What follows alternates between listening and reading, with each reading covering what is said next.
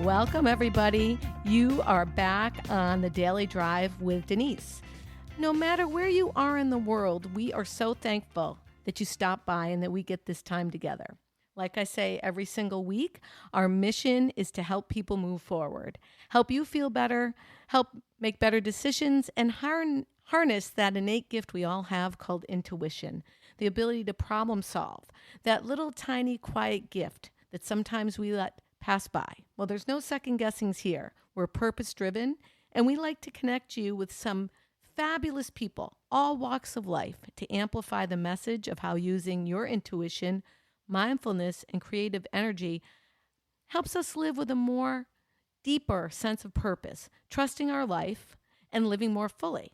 My goal is if we help one person move forward, then we've helped the collective consciousness. And that's what I love about all my guests, because every guest that comes on this show has a shared belief in supporting individual and collective growth. And I bring on some of the most fabulous people, and today is no exception. We always do start the show with a mindful minute. Today I want to talk about creativity. You know, so many of my clients say, "Oh, Denise, I'm not as creative as you. I can't do that. I didn't have artistic training." And I always say that's absolutely not the truth. From the way we spice our foods to choose the clothes we wear, we make creative decisions all the time. Sometimes we just don't realize it. So for my mindful minute today, I want to remind everyone to be creative, you got to put it into your routine a little bit every day. And how can you do that? Be open and aware. Be a perpetual student. Try new things. Expand. Try to come out of your comfort zone and maybe take a new class. Recognize the things that zap your energy. Maybe put your device down. And be open to trying new things like music, art, poetry, writing, dancing. Now, our show is powered by Drive Media, where we offer programs to transform your personal and professional lives with some things like executive coaching that'll help you grow your business, your confidence, develop your charisma, intuition, and of course, the underpinning of all of our work is to move forward. You can find some of that information at drivemediaandconsulting.com. And of course, you can find out more about this show at thedailydrivewithdenise.com. Why are things that are creative important? They help us move forward in more ways than one.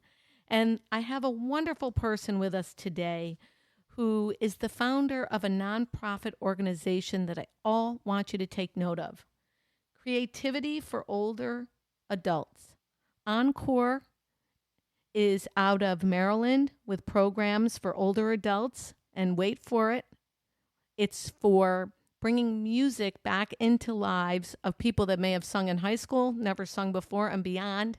These musical programs stretch New York City, Virginia, D.C., Denver, Pennsylvania, Ohio, and more. What I love about my guest today, Jeanne Kelly, founder, was that when COVID hit, she did not do anything to miss a beat but extend her programs. And she's here to tell us how she moved forward. Jeanne, are you with us? I am. Thank you. It's a pleasure to be with you all. Thank you for coming on. And there's so much to say about you and your organization. I'm not sure that we can fit it in an hour, but we will. I can talk fast. What I want everyone to know, well, first of all, tell us what inspired you to start this organization, Encore, Creativity for Older Adults, and what it really means, because there's a depth of it. Well, Encore is the nation's largest chorus program for older adults. And as you said, we are based in Annapolis, Maryland. We have 1,400 singers in Maryland, Virginia, D.C., and New York City. And they're all 55 plus with an average age of about 72. Wow. And yeah, some of these singers have sung their entire life. They started in school and they've kept it up in community choruses, etc. Some of them haven't sung for about 20, 30, 40 years because they've been busy having great careers and raising wonderful families. And then we have some that have never sung before, because they call us up and they say, I just want to be able to sing Happy Birthday. I just want to feel comfortable with it. So you ask how I got started with this. And well, it's a long story, but I'll try and make it short. I spent my career as an opera and oratorio soloist with major symphonies and opera companies. But you say that rather quickly and lightly. I mean, how does someone even get into that? Well, I mean, we know everyone on the show knows that just doesn't happen overnight. Were you born well, with it that? doesn't. I think you have to be born with an instrument, but certainly years and years of training help. But my parents believed in it and provided me with lessons. And then I went on to undergraduate school as a voice major. And then I went undergraduate school as a voice major. So this is your passion. It's my passion. Okay. And then I just went from there and started auditioning. And so. Was it easy? Oh, no, it wasn't easy. It's never easy. It's downright scary. But I'm a mezzo-soprano, which means I'm in the middle. And so I wasn't competing with thousands and thousands and thousands of sopranos. But I did have a nice career. I always loved teaching voice. And I did a lot of teaching voice. And one day I got a call from a continuing care retirement community that said, we have some older singers who would like to have a voice class. So I said, well, I would love to do it. Mm-hmm. So I went over to their facility, and they were like sponges. They loved it. They ate it up. They were excellent students. They tried hard. They wanted to get better. That was their prime thing. So you really had an idea and you went with it. In other words, you weren't necessarily a teacher of older adults at that time. You were a pretty famous opera singer. Well, I was doing a lot of teaching at that time, and I had some older students, but not 72 years of age, 80 years of age. Mm-hmm. You know, my students were kind of in their 40s, early 50s. And so I did this class, and the class quickly morphed into a chorus. We had about 30 singers, and I loved it. I just loved it. So an idea was born. Basically. An idea was born. Okay. But then the idea was taken further.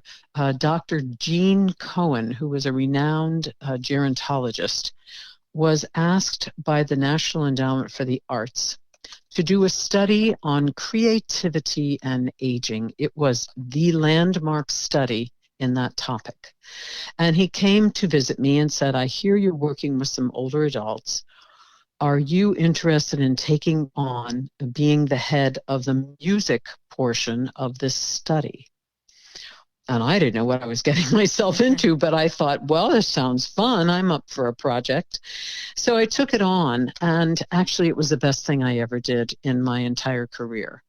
I had to start.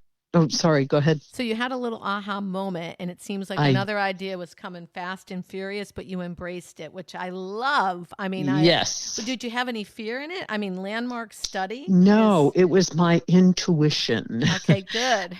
And I just saw such potential in these older singers. Mm-hmm. And they, I gave them respect.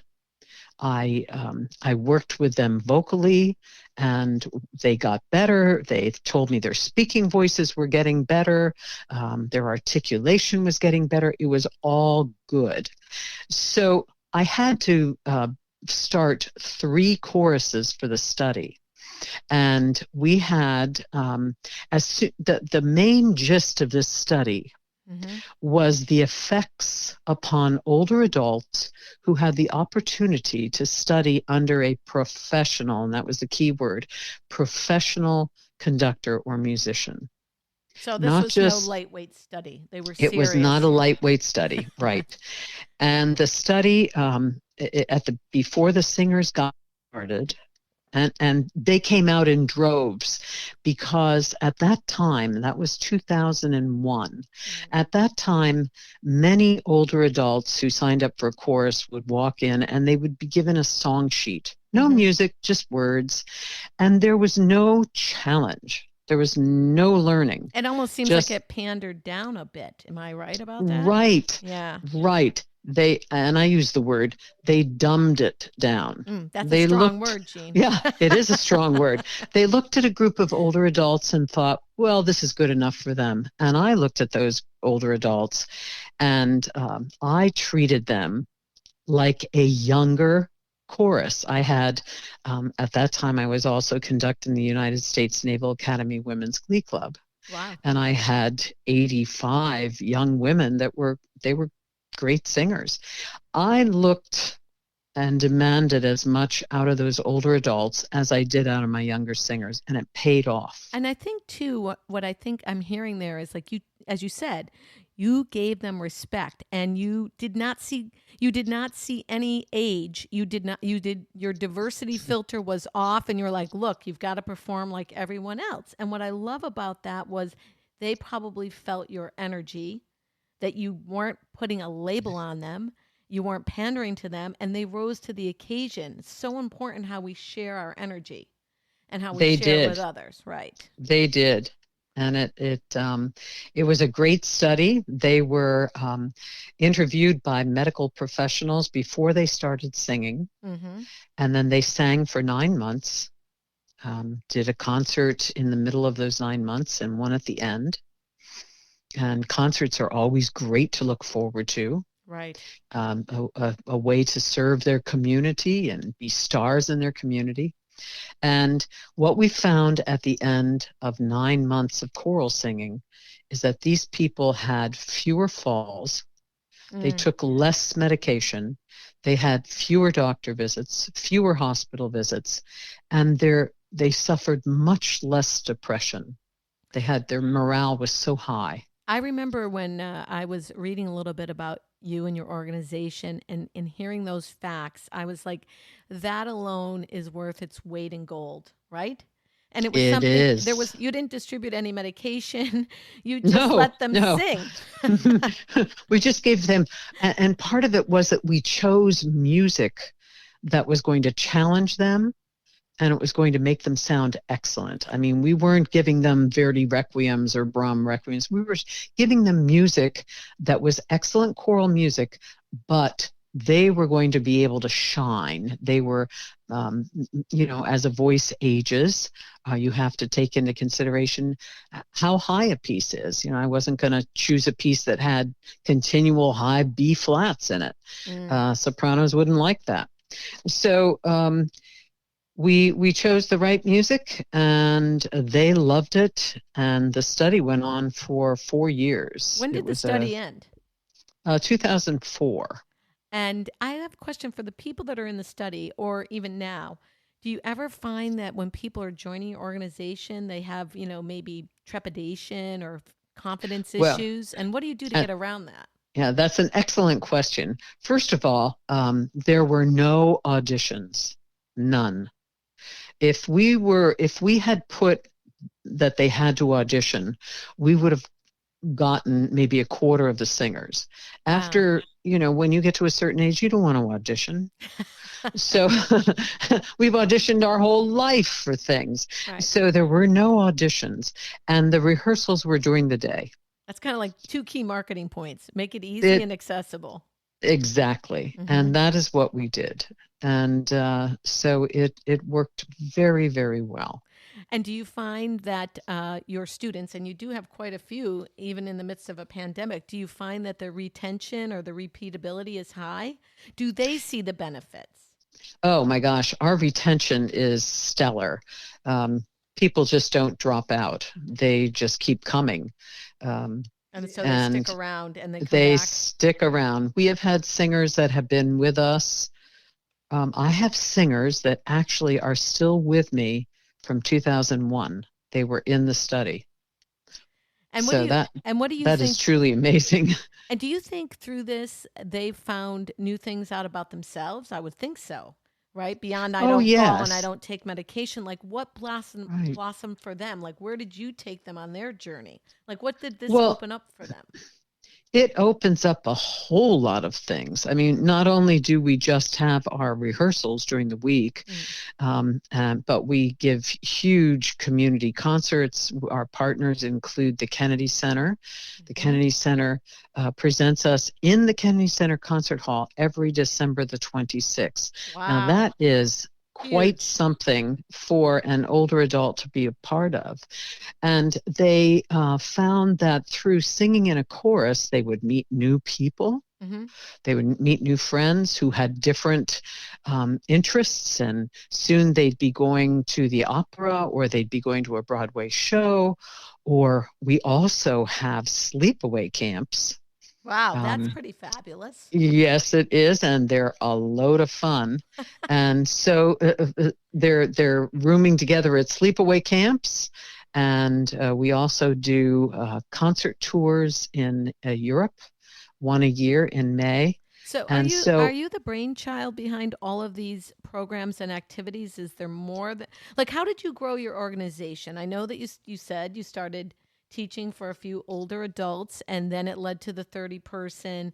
I mean, we're now at the Kennedy Center. So right. how did Jean build her organization? Because everybody on Well, this line, a lot of the listeners do tend to be high level entrepreneurs, and we're mhm. looking for ways to like what fuels you, like what keeps you up at night. How do you keep going? I mean, you've got Well, 1,200 people relying on you. 1,400 people. 1,400. I stand corrected. Well, in order to be successful, there has to be a need for what you're doing. And there was definitely a need for an excellent choral program. What happens is that as the voice ages, it changes. That's what happens in life. And a lot of these people were members of very, very well-known choral organizations.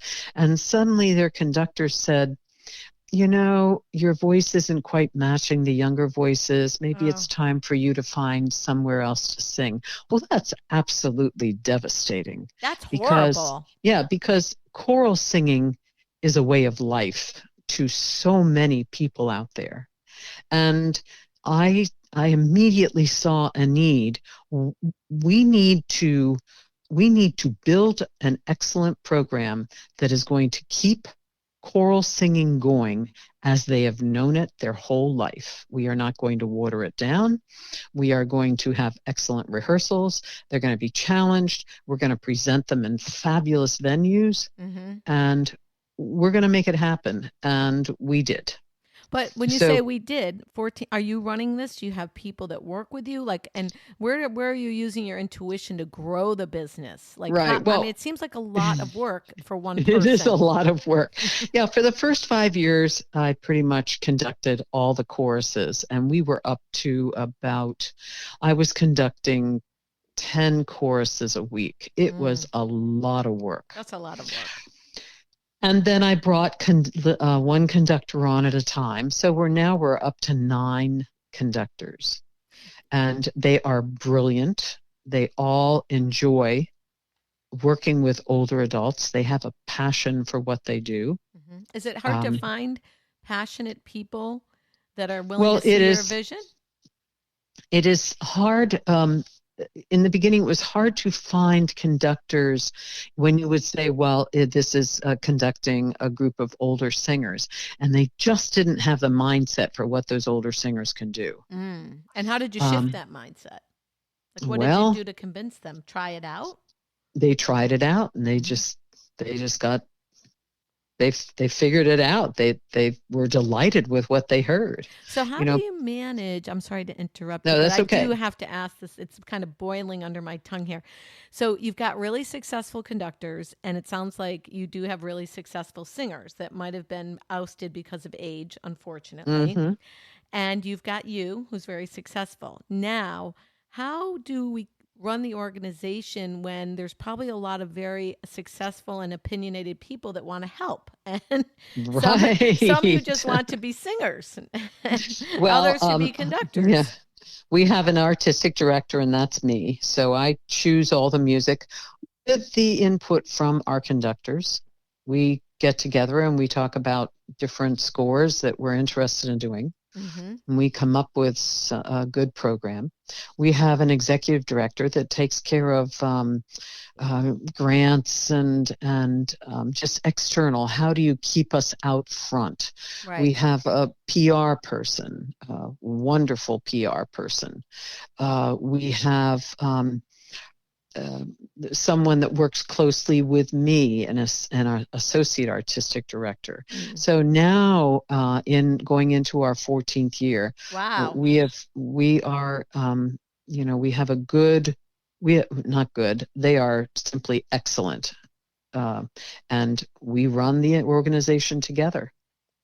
So, where are you taking your organization? I know I would like you to talk to our guests a little bit about how you brought it virtual and how you didn't let the doors fold. I think this is about ingenuity, Yeah. intuition. Yeah. Like, I mean, you've got 1,400 people. What are we doing with them right now? Right. Well, March the 12th, we had to shut down our entire program of live rehearsals because it just simply wasn't safe. When you think about choral singing, you think about a lot of articulation and you think about being close up there, shoulders touching shoulders. Right. And it was just going to be very dangerous to sing. The medical experts said that if you did not have 20 feet to the left and right, forward and back of each singer, you should not try it. And by the way, you should try and rehearse outside where the ventilation was much better. We couldn't do that because some of our choruses are 100 strong. So for 2 days, we were in a state of shock. What are we going to do? And then I went out to my conductors and I said, all right, guys, start to make videos. We made videos of vocal technique. We made videos of posture as you age.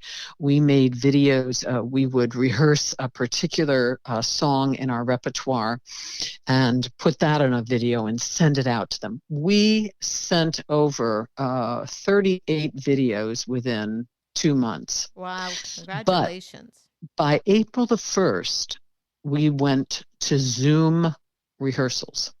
Mm-hmm. Now, that is where we send them a link and they sit in front of their computer, just them. They can't hear any other person singing except themselves. Mm-hmm. And they, of course, are watching the conductor and hearing the conductor. And all our conductors are singers, so we would be singing with them. And we Zoomed until the spring semester was finished. Unfortunately, we could not perform any of our large 15 concerts.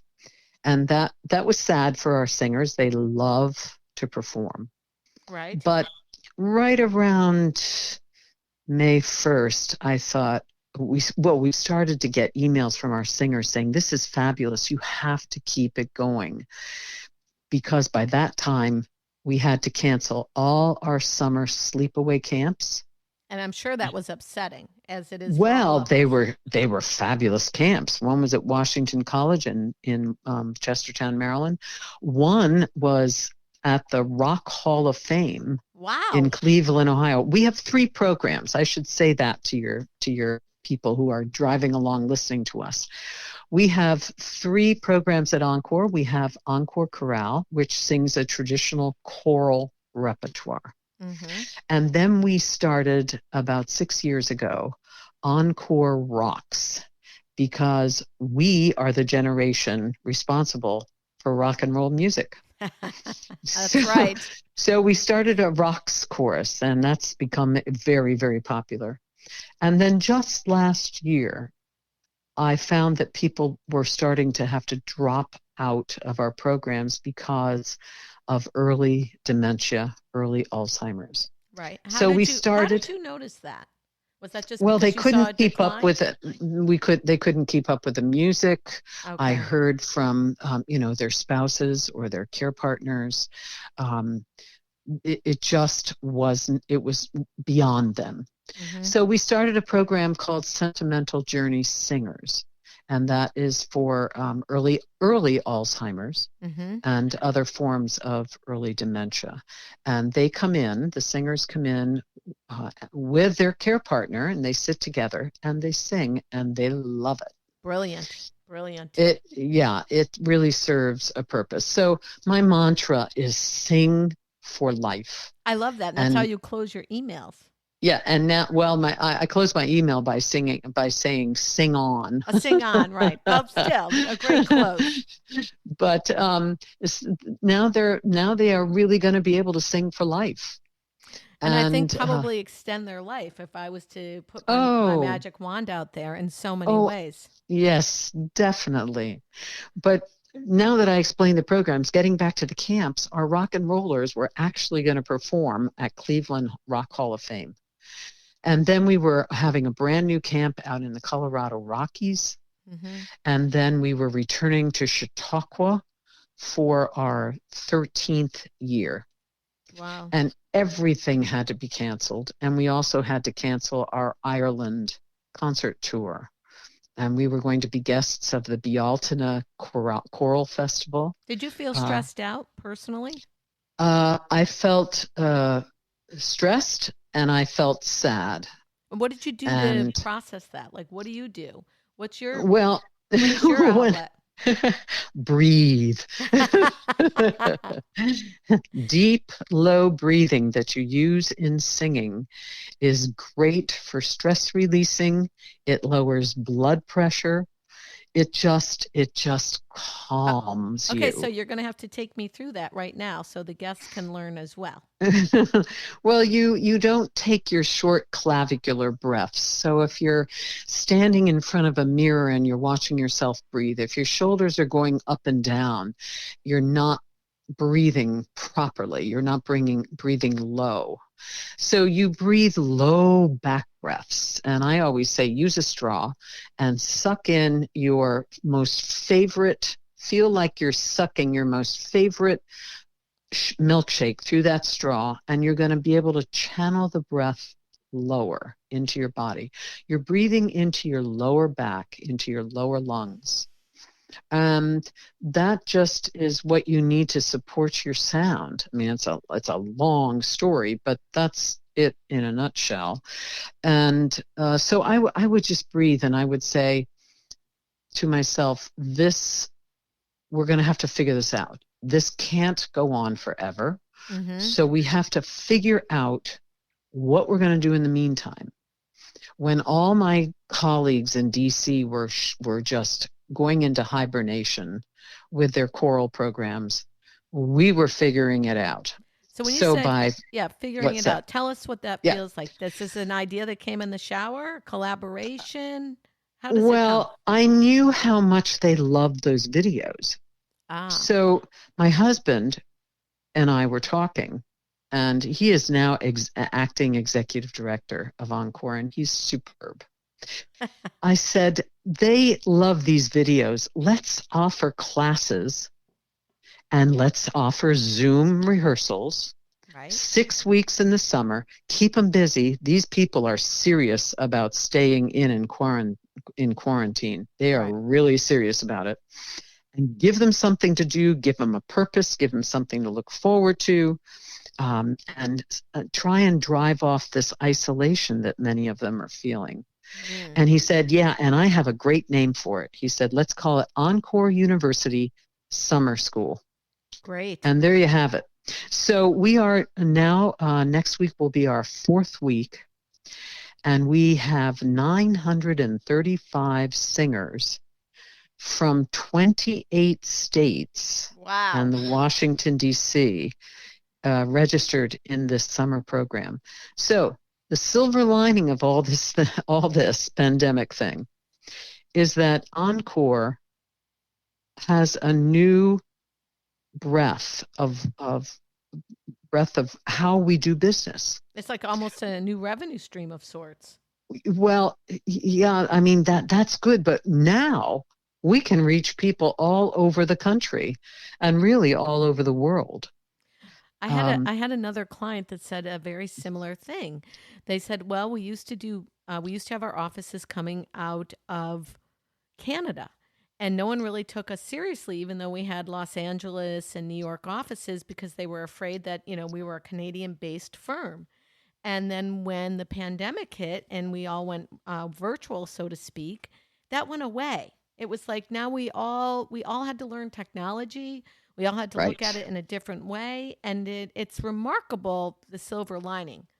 right. Although we do have Zoom fatigue now and again, but I think we'll have to discover something for that. Right. Well, we actually have singers. We offer 3 or 4 courses a day. Hmm. There are, I think, 14 classes a week that they can take advantage of. And we have some that are there all day. They take every class. That's So remarkable. they just, and the good thing about it is that when you are in live choral rehearsals, Hmm. which last for about an hour and a half for us, you don't have time to work on vocal technique, or you don't have all that time to talk about music history. And now we do. There are separate classes in vocal technique. There are separate classes in music appreciation, in rock appreciation, in music and movement. We have classes in social justice and music. I Wow. mean, our classes have been just stellar. Tell me a little bit about And the classes with social justice and music. oh, they've gone. They did the all the riots of the '60s, and the music that went with those riots. Really They fascinating. did. Yesterday, we did the March on Washington, 1963, and the Peter, Paul, and Mary, and the Bob Dylan. It's just been really superb, and the singers love it. Well, So we now we're going to do it again in the fall. So this is going to be a 15-week course, just like our normal rehearsals are 15 weeks, and then we perform. We're going to do 15 weeks of rehearsals, and we are going to do 15 weeks of classes, and we'll be working in our Zoom rehearsals towards doing a huge virtual concert. what so you've And got I've said it throughout our entire talk today. You've got a lot of energy and you've got a lot going on in an incredible program. So congratulations. oh, well, thank you. It's really fascinating, and I hope, and we'll give the information of how to connect with you and your programs towards the end of the show. But what does Jeanne do for Jeanne to keep her motor running, fueled? Is there I sail my sailboat. okay? I play with my grandsons. They're 7 and 9. I Uh-huh. don't play with them anymore. They don't want to play with Gigam. They want to, but Right. spend time together. Um, I take long walks through Annapolis, lovely historic Annapolis. But we're avid sailors, and that's a real stress releaser for us. No, We that's love that. awesome. You found something. You found the click. Do you plan your day every day? Like, do you have a morning routine? Do you have a schedule? Do you use some Oh, sort of a yes. planner to keep it straight? And what does it look like? Give us some behind the scenes of Jeanne. Well, I get up at 6 and I feed my cat, and I drink coffee, and I read the Washington Post, and I catch up on many, many, many emails, and then we're ready to rock and roll at 10 o'clock for our first class. That's always a rehearsal. And or if I'm not busy doing that, I'm watching other conductors doing it, because I figure I can always learn from other conductors. And then I just check in on the classes all day. But it's also up to me to think about how Encore is going to go forward. If the fall is Zooming, I'm quite sure the spring is going to be also online. Probably at this point. I doubt we will have a vaccine by then. Mm. And so always thinking ahead.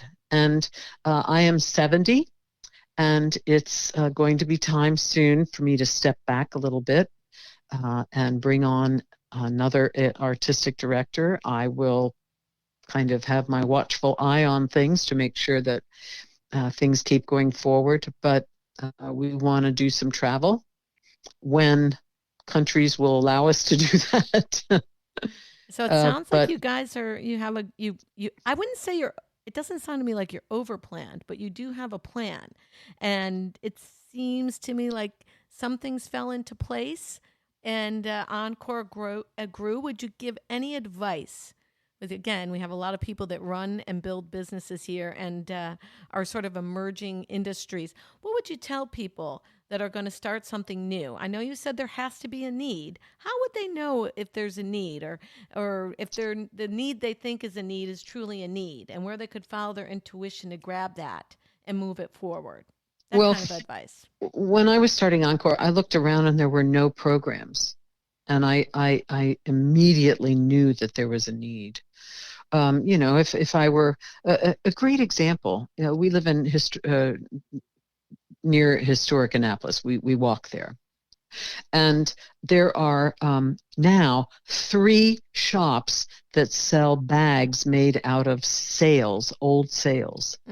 That's not going to work. 3 shops. They should have thought about that. They should have done some research, maybe. Yeah. So you got to do your research, and you have to demand excellence. And customer service is absolutely the tops. We give our singers the sun, moon, and stars. We always have them in the front of our minds. What will make this program successful and what will make them happy? And they keep coming back and they keep thanking us. So you just have to keep looking around and saying, service self. Right. How can I make this better? Yep. Okay, so as we're kind of coming to an end, first of all, I want to thank you for your time. I greatly appreciate it, but I want you to tell our audience the best ways to find you and Encore Creativity for Older Adults. Where do you want to send everyone? Well, you can go to our website. That's the best way. Encore, ENCORE, creativity.org. And just go online. And our fall Encore University course catalog is already up. We're asking people to register, please, by August the 1st. During pandemic time, music publishers are not publishing music as fast as they were, so we're a little nervous about getting the amount of music we need, so we need to know who's coming in. And this is not only for people who love to sing, it's for music lovers. As I said, these classes are just tip-top. And somebody the other day, and this summer, we offered it for $50 for 6 weeks. It was kind of like an olive branch to our singers to say, thank you for staying with us. And we figured it out. It's about 37 cents per class. Something ridiculous, but we could do that. Wow. We could do that. Right. So the tuition for the fall is $150 for 15 weeks. You can take advantage of about 15 classes per week. So it's a good deal. What it sounds to me like, Jeanne, is that it would be worth any amount of money for fewer falls, less medication, and more creativity. That's kind of how I look at it, And what I think is that we need more people like you that when an opportunity presents themselves, chance favors the prepared mind, not only seeing a need, but trusting your intuition and moving forward. And like I said before, and I firmly believe this, we cannot be a success unless we help other people be a success. I'm so thankful that we've had this time with Jeanne Kelly. Please, if you like the show, like it and share it. You can follow us on Stitcher, iTunes, SoundCloud, Spotify, and you can find out more about Jeanne and the show at the Daily Drive with Denise. Thank you so much, Jeanne, and thank you for all that you're doing with creativity and for the older adults in our world. Thank you. It's been a pleasure.